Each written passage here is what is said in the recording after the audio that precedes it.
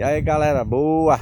Passando aqui, subindo aqui a ladeira da serra, a nossa famosa ladeira da Serra do Inácio. Aí parei aqui para demonstrar a estrutura que tem aqui, como é chamado, né?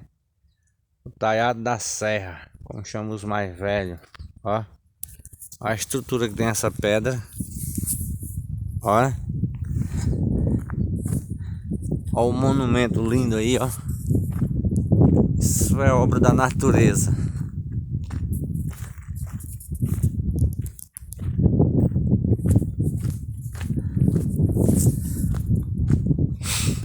As pedras aqui como é bem feita. E aqui a gente vê só a estrada aqui, ó, no meio. Bem aqui. E eu vou mostrar uma coisa bem interessante que eu vi aqui no vídeo.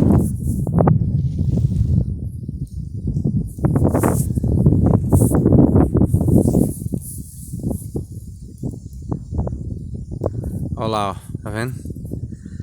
Se vocês perceberem aquele pretinho que tem lá na pedra lá, isso é uma abelha que tem, como diz aí, uma italiana.